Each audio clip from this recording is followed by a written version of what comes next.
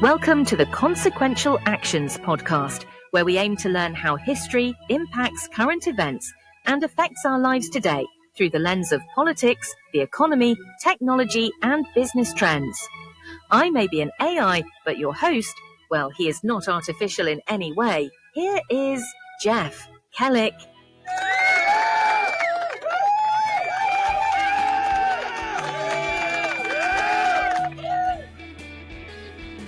That they take the greatest pride, that they have been able to share with you, even from a distance, the story of the last 18 years. I know of no time. November 22nd, 1963, Dallas, Texas. President John F. Kennedy is assassinated. Vice President Lyndon Baines Johnson is sworn in aboard Air Force One.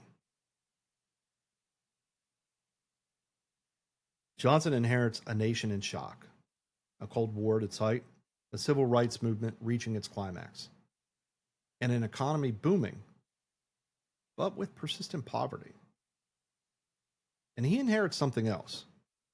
He inherits the constitutional and administrative machinery we've been tracing throughout this series. The General Welfare Clause, freed from Madison's restraint by Helvering v. Davis. The Commerce Clause, expanded to cover virtually any economic activity by Wickard v. Filburn. An administrative state with hundreds of agencies combining legislative, executive, and judicial power. Cooperative federalism that gives Washington fiscal leverage over every state, and courts that defer to congressional judgment on spending and regulation. Roosevelt built this machinery to fight the Depression, but in hindsight, either by design or circumstance, one could make the case Roosevelt was cautious. His programs were responses to crises, not comprehensive social engineering. Johnson will be different. Johnson looks at the tools FDR created and asks, what if we use these tools not just for emergency relief, but for permanent transformation? What if we declared war, not on economic collapse, but on poverty itself, on inequality, on injustice? Johnson calls it the Great Society, a vision where federal power eliminates want, ensures equality, and perfects democracy. And between 1964 and 1968, he will push through Congress more than 200 major pieces of legislation, creating programs that still define American governance 60 years later. Medicare, Medicaid, federal education funding, food stamps, the war on poverty, housing assistance, environmental protection, arts and humanities endowments, and it goes on. Each program rests on the constitutional foundation laid in 1937. Each expands federal reach into areas previously considered state or private. And each creates permanent obligations that future generations must fund. This is where Hamilton's vision, federal power promoting general welfare, reaches its apotheosis. It's where Roosevelt's emergency measures become Johnson's permanent entitlements. And where the question shifts from, can the federal government do this, to how much can the federal government spend?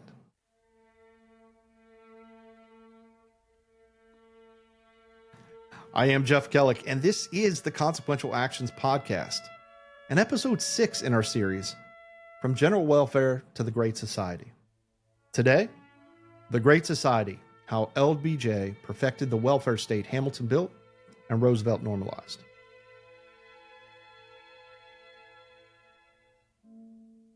To understand the Great Society, you need to understand the contradiction that Johnson inherited.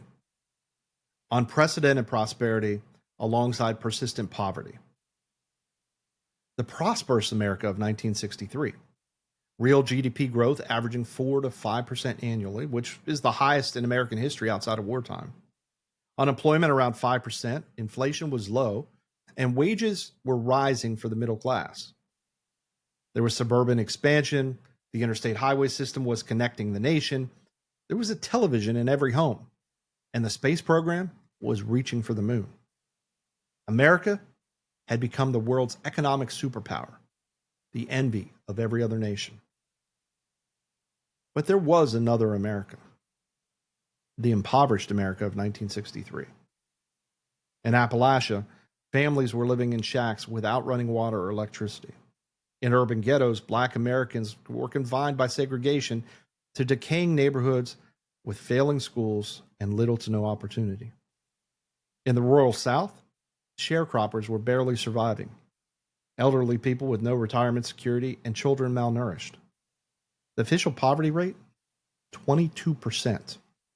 Over 1 in 5 Americans were living below the poverty line. Michael Harrington's book, The Other America, 1962, had exposed this hidden poverty. Kennedy had read it, Johnson read it, and the question became, in the richest nation in history, why do millions still suffer? For Johnson and the progressives around him, the answer was clear. The federal government must act, not just to relieve suffering, but to eliminate its causes. Not just temporary programs, but permanent restructuring of American society. This was their reasoning. The Great Society's moral argument rested on the 14th Amendment. No state shall deny to any persons within its jurisdiction the equal protection of the laws. Progressive legal theorists argued equal protection doesn't just mean treating people the same under existing laws. It means the federal government has a duty to ensure genuine equality, equality of opportunity, equality of condition, equality in fact.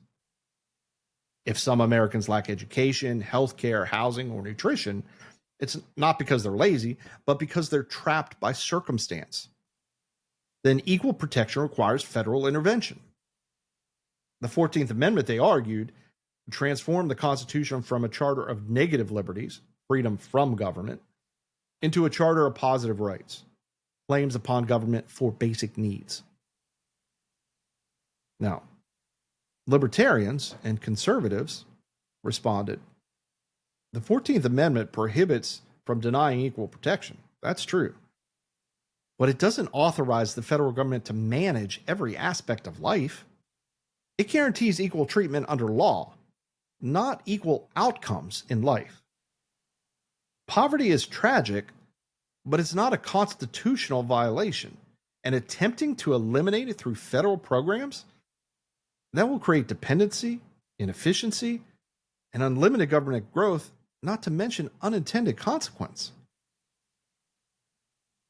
Both sides had principal arguments. Both cared about human flourishing. But they disagreed fundamentally about the means and the constitutional authority. But Johnson, he wasn't much interested in constitutional debates. He was interested in action. In his May 1964 speech at the University of Michigan, he laid out his vision. The challenge of the next half century is whether we have the wisdom to use that wealth to enrich and elevate our national life and to advance the quality of our civilization.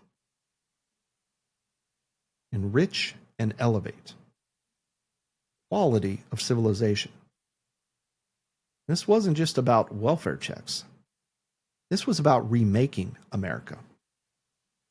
And Johnson, at that time, he had the tools to do it.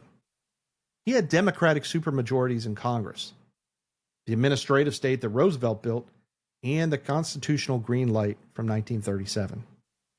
He was going to use them.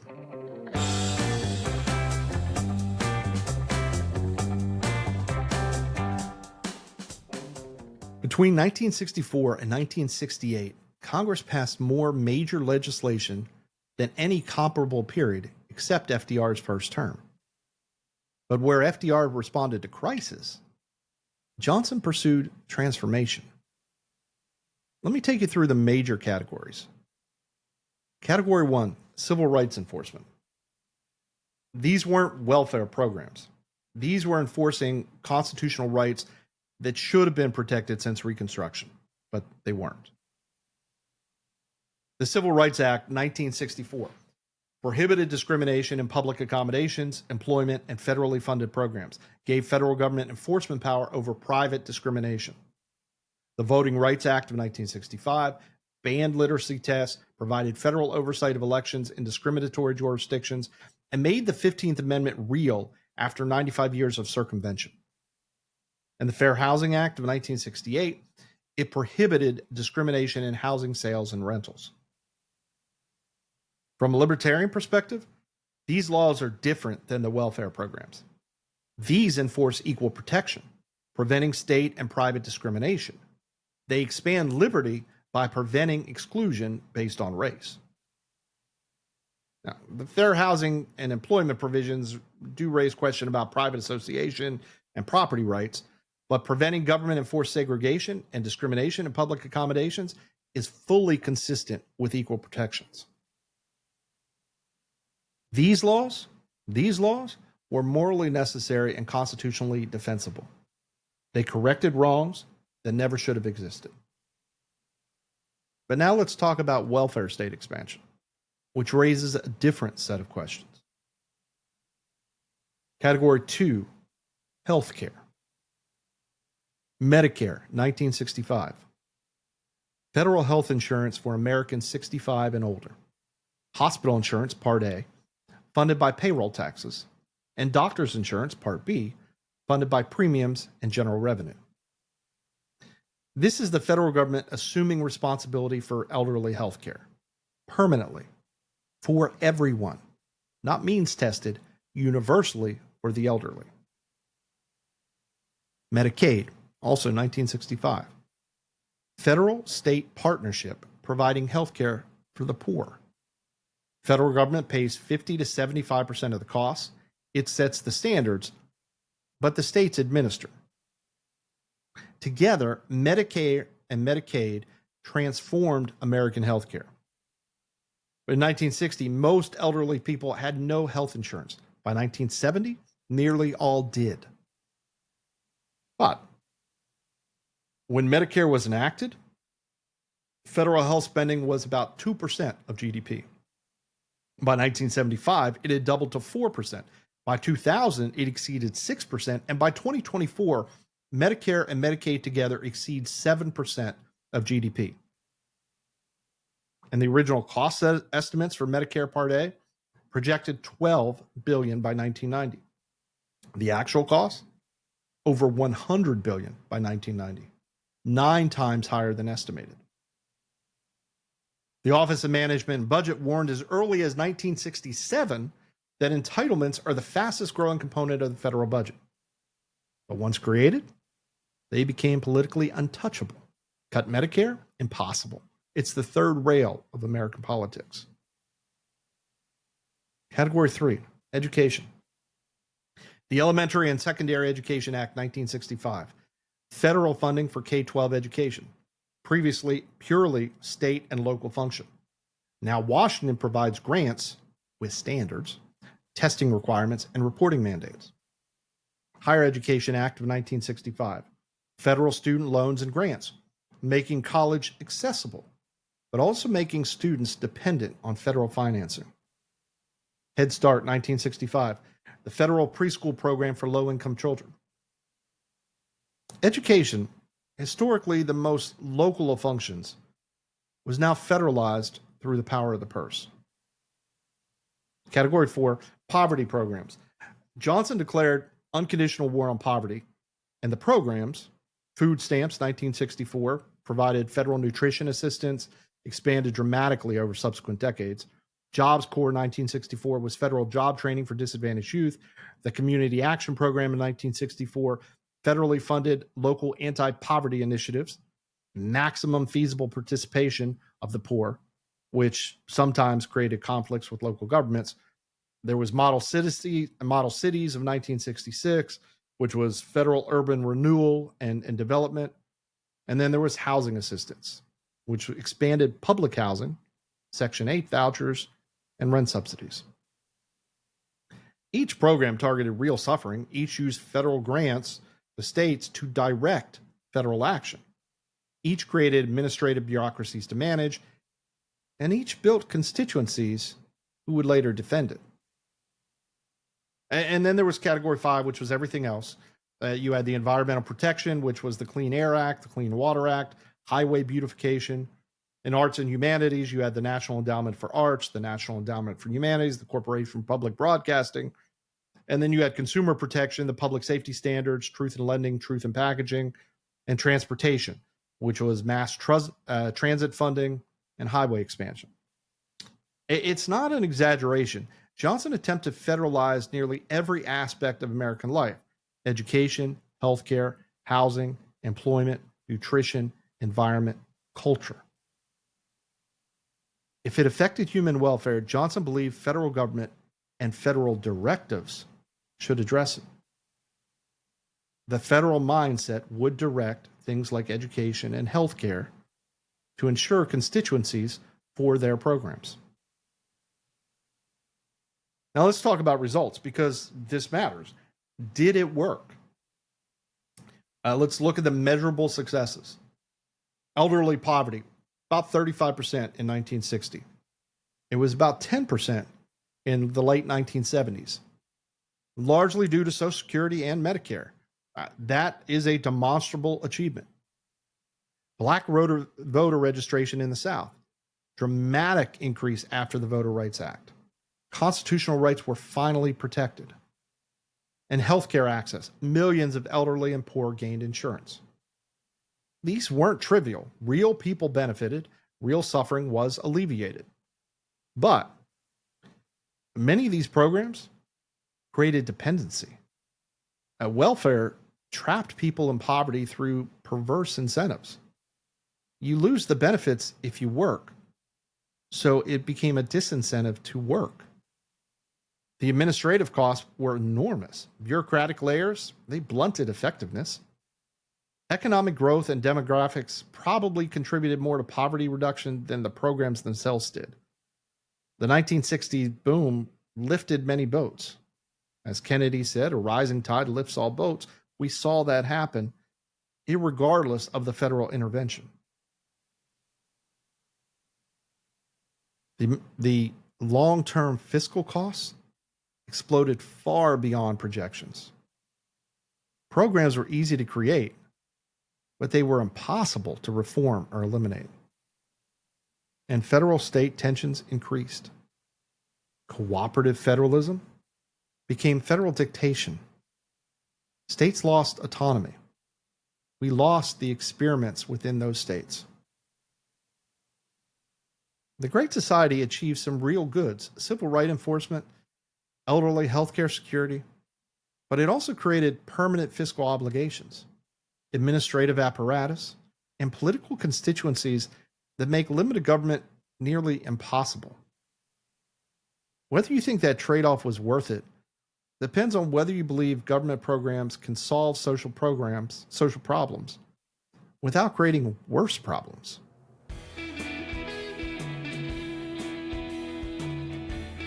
Great Society didn't just create programs. It perfected the mechanism of federal control that we discussed last episode: fiscal federalism. Let's look at the numbers. Federal aid to state and local governments. In 1960, it was approximately 11% of the state revenues, or about $7 billion. In 1970, it was about 25% of state revenues, or about $24 billion. And by 2020, it was over 30% of state revenues, over $750 billion. States became dependent. They couldn't maintain services without federal money, which meant that they couldn't refuse federal mandates. They couldn't refuse the strings attached. Federal civilian employment. In 1960, 2.3 million federal civilian employees. In 1969, 2.9 million federal civilian employees. Much of that growth was administrators managing grants, compliance, auditing, reporting. The Great Society, it turned governors and mayors into grant seekers. It turned state legislators into implementers of federal mandates. It turned the American federal system into a hierarchical system with Washington at the top. Medicaid structure. Technically, Medicaid is a state program. States can choose not to participate. But in reality, no state can refuse. Why? Because, well, one, your citizens' federal taxes fund Medicaid, whether you participate or not. If you don't participate, their tax dollars go to other states. Two, hospitals, doctors, and poor constituents, they demand it. It's political suicide to refuse. Three, federal government pays 50 to 75% of the costs. That's impossible to replace with just state-only funding. Four, once you accept federal money, you must comply with federal standards. That's eligibility rules, coverage requirements, reimbursement rates, reporting mandates, anti-discrimination rules, quality standards. Is that cooperative or is that coercive? States get to administer Medicaid, but they don't control it. They're administrative arms of federal policy. And this pattern repeats across every major program. Federal education funding accepts grants, comply with Title IX, disability accommodation, testing mandates, teacher qualifications, disciplinary procedures, language instruction requirements. Highway funds accept money, comply with federal safety standards, environmental reviews, contracting reviews, labor requirements, and as we discussed last episode, drinking age minimums. Housing assistance accept funds, comply with federal tenant protections, rent control exemptions, fair housing enforcement, and environmental standards. The pattern? Federal government uses spending power to achieve regulatory goals it could not constitutionally impose directly. It cannot command states to set drinking age, but it can condition highway funds on it. It cannot command states to regulate housing, but again, it can condition housing grants on it. And it can't command local school policies, but it can condition education funds on them. Remember Stewart Machine versus Davis, 1937? The court said this is constitutional as long as it's not coercive. But when does inducement become coercion? When does cooperation become command? In the era of Obamacare, in NFIB versus Sabellis in 2012, the Supreme Court tried to draw a line. You can't threaten loss of existing funds to compel new participation. But that in itself is still a very narrow limit. For practical purposes, if the federal government funds 30% of states' budgets, states are going to do what Washington wants. That's not cooperation. That's engineered dependency. And here's what Johnson's critics, both libertarian and conservative, warned about at the time. Once you create these programs, they never end. They only grow. Why? Well, one, each program creates beneficiaries who vote and organize. The recipients defend the programs. The administrators defend their jobs. The contractors defend their revenue streams. Two, the benefits are visible and immediate. The costs are hidden in taxes and debt. Easy to expand, hard to cut. Three, politicians compete to be generous with other people's money. I'll give you more certainly beats I'll be responsible. Four, programs become rights. Once established, cutting them is framed as cruelty, not fiscal prudence. The Great Society didn't just expand federal power. It made that expansion permanent and irreversible.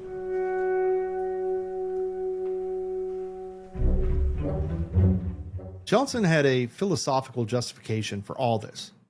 He believed poverty and inequality made true freedom impossible. In a 1965 speech at Howard University, he said, "Freedom is not enough. You do not wipe away the scars of centuries by saying, now you are free to go where you want and do as you desire. We seek not just freedom, but opportunity. We seek not just equity, but human ability. Not just equality as a right and a theory, but equality as a fact and equality as a result." Johnson is redefining liberty. Not freedom from interference, negative liberty, but freedom through provision, positive liberty. Old liberty, Madison and classic liberals, freedom means government leaves you alone, protects your rights, but doesn't prevent you from acting. Your success or failure is your responsibility. New liberty, Johnson and the progressives, freedom means having the capacity to act. If you lack education, healthcare, housing, if circumstances trap you, you're not really free, even if government isn't directly stopping you. Therefore, liberty requires government provision of basic needs. From that progressive view, freedom to starve isn't freedom. Liberty without opportunity is empty. Government must ensure baseline conditions for human flourishing. From a libertarian view, positive rights require taking from others. If healthcare is a right, someone must provide it, coercing doctors or taxpayers. That actually violates negative liberty. True freedom is non-interference, not provision. Both visions of liberty have moral appeal. Both contain truth. The question is which constitutional tradition we follow and whether government can effectively provide without creating dependency. But there's another problem Johnson didn't fully reckon with. How do you pay for unlimited promises? The short-term success. The 1960s economy was booming. Tax revenues were growing. Programs seemed affordable. From 1964 to 1968, the economy expanded. Unemployment stayed low and revenues increased. Johnson's economists said, you can have both guns and butter, fight the Vietnam War and fund the Great Society simultaneously. They were wrong. And the fiscal collision? By 1968, inflation was rising. The Vietnam War was costing $25 billion annually, and Great Society programs were costlier than projected. The budget deficit was growing. And something deeper was breaking. The Bretton Woods system. So, the background of Bretton Woods. After World War II, the U.S. promised to redeem foreign-held dollars for gold at $35 per ounce. The dollar was as good as gold because it was backed by gold. Sorta. This created external discipline on U.S. fiscal policy. You print too much money, run too large of deficits, and foreign governments would demand gold. Fort Knox would empty, and the system would collapse. The Great Society's role in breaking Bretton Woods? Yeah. Johnson's spending, combined with Vietnam War costs, created large deficits. The Federal Reserve expanded the money supply to help finance them, and dollars flooded the world. Foreign central banks, especially France under de Gaulle, started demanding gold for their dollars. And by 1971, the U.S. was losing gold rapidly. Fort Knox was depleting. August 15th, 1971, President Nixon closes the gold window. No more gold redemption. The dollar becomes pure fiat currency, which means backed by nothing except government decree and trust.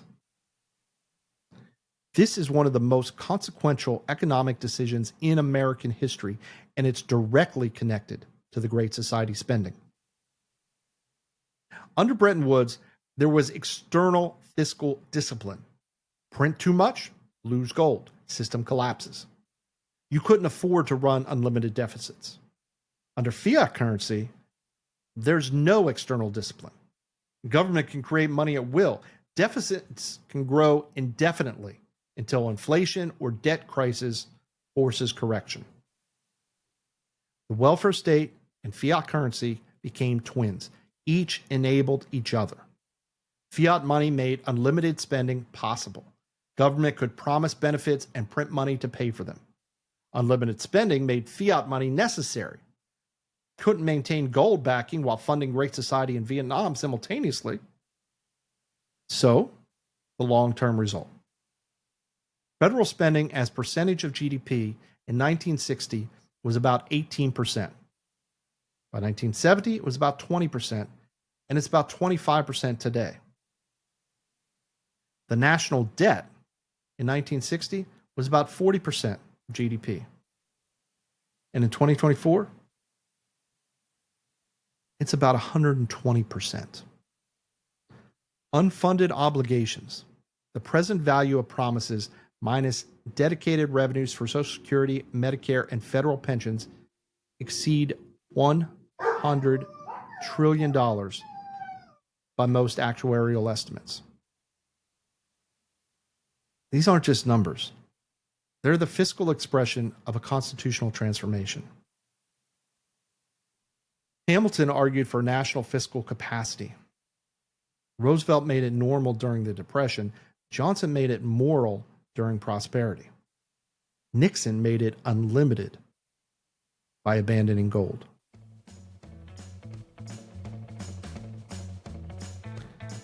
Johnson achieved real good: civil rights enforcement, elderly health care, poverty reduction. But he also created permanent obligations that future generations must fund, regardless of their consent. He built a system where benefits are immediate and costs are delayed. And reform, it's politically impossible. Is that democratic? Future generations didn't vote for these programs, but they'll pay for them. Is that sustainable? Promises growing faster than revenue. Actuarial insolvency in Medicare and Social Security. Is that liberty? Security is provided, but at a cost of dependency and debt. These are questions without easy answers.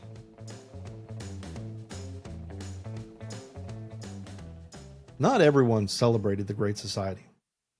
Conservative and libertarian opposition was fierce, though politically ineffective. Barry Goldwater, during the 1964 presidential campaign, opposed Medicare, opposed federal education funding, and opposed the war on poverty. Not because he didn't care about suffering, but because he believed these programs are unconstitutional. The federal government doesn't have authority to manage healthcare, education, or poverty relief. Those are state and local functions. They'll create dependency rather than opportunity, and welfare will trap people in poverty. They'll explode fiscally. Initial costs always are underestimated. Programs never end, only grow. He also thought they'll expand federal power beyond any restraint. Once government provides anything, once they provide everything, it controls everything. But Goldwater lost in a landslide. Johnson won 44 states, 61% of the popular vote. The American people, in 1964, overwhelmingly endorsed the Great Society vision. And there was Milton Friedman. Friedman warned that social programs create perverse incentives. Welfare cliffs where earning more money means losing benefits, so people stay poor. Administrative overhead is enormous. A significant portion of spending goes to bureaucracy, not beneficiaries. Government services inferior to market alternatives. Monopoly provision without competition leads to inefficiency. Friedman preferred a negative income tax, direct cash rather than programs, school vouchers, choice rather than bureaucracy, and privatized Social Security, personal accounts rather than pay as you go. And then there was F.A. Hayek's warning. In The Constitution of Liberty, 1960, and some later works, Hayek argued that state-provided security makes individual freedom contingent on the bureaucratic discretion rather than general rules. When government becomes the source of livelihood, citizens become subjects. Economic independence is a prerequisite for political independence. But in the 1960s, these voices were marginalized. The consensus across both parties, though Democrats more enthusiastically, supported federal action on poverty, healthcare, and education. The Republican critique in the 1970s and 80s, that would focus more on efficiency and management than on constitutional authority. Even conservatives accepted the welfare state's basic structure. They just wanted to run it better. The Great Society won, not just legislatively, but culturally. The idea that the federal government should manage healthcare, education, poverty relief, and most social programs, that became a bipartisan consensus. Whether that's constitutional fulfillment or constitutional betrayal depends on whether you believe Hamilton's vision or Madison's. And by the late 1960s, Hamilton had won so completely that Americans didn't even remember there had been a debate.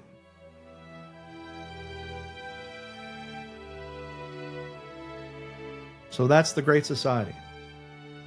The moment when Hamilton's vision, federal power promoting general welfare, reached its full expression. Johnson used the constitutional authority granted in 1937 and the administrative machinery built by 1946 to launch the most ambitious expansion of federal responsibility in American history. He created Medicare and Medicaid, making federal government responsible for health care for 100 plus million Americans. He federalized education through grants with mandates, ending the tradition of local control and instruction. He declared war on poverty through dozens of programs, creating permanent administrative apparatus. He perfected cooperative federalism, making states fiscally dependent on Washington. And he did it all with moral fervor, believing he was fulfilling America's promise of equal opportunity. The results? There were real achievements: civil rights enforcement, elderly health care security, poverty reduction in the short term. But there were real costs: fiscal obligations growing faster than revenues, dependency replacing self-reliance, administrative bureaucracy expanding endlessly, state sovereignties eroded completely, and future obligations were obligated without consent. Johnson believed freedom required provision, that equal opportunity required federal management, that constitutional authority existed for whatever promoted general welfare. Critics believe he created dependency, not freedom, fiscal illusion, not sustainability, administrative tyranny, not empowerment. He was right. 60 years later, we're still living with the consequences. Medicare and Medicaid consume over 7% of GDP and growing. Social Security faces insolvency, and federal debt exceeds $35 trillion. States remain dependent on federal grants, but millions have health care who wouldn't. Elderly poverty is much lower than 1960, and civil rights are enforced where they weren't before. Was it worth it? That's a question each person must answer based on their own values and their own definition of freedom. But the story doesn't end here, because once you've created these programs, once you've established that welfare is a government function, the next question becomes, is it also a constitutional right? Can government take away benefits once granted? Or do beneficiaries have due process protections? Do statutory entitlements become constitutional property? In the 1970s, welfare rights advocates will take that argument to the Supreme Court, and the court will say yes, government benefits are a form of property protected by the 14th Amendment. What began as legislative generosity will become judicial entitlement, and what began as programs will become rights. Next time, the new property, welfare rights, Goldberg versus Kelly, and the proceduralization of dependence. How courts in the 1970s converted statutory benefits into constitutional entitlements. How due process extended to welfare programs, and how dependency became institutionalized through judicial doctrine. The Great Society created the programs. The Warren Court made them constitutional rights. And together, they ensured that limited government could never return. Until then, think about this. Johnson said, freedom is not enough. that true liberty requires government provision of basic needs. But what happens when government becomes the provider of everything? When security requires dependency? When benefits require bureaucracy? When freedom means claims upon others rather than immunity from interference? Is that liberation? Or is that a different kind of bondage? Thanks for joining me in this exploration of the Great Society's ambitions and consequences. Love it or hate it, we're all living in the world LBJ built. I am Jeff Kellick, and this has been From General Welfare to the Great Society on the Consequential Actions podcast. If you enjoy this type of content and exploration of history, be sure to subscribe to our Substack page at consequentialactions.com and check out our written articles as well. From a corresponding article series on the General Welfare Clause to what happens after the Cold War through to present day, as well as detailed analysis of U.S. political theory, economics, and technology. We continue to post articles and welcome your participation at consequentialactions.com. Or follow me on X at jkellick. Until next time, have a great day.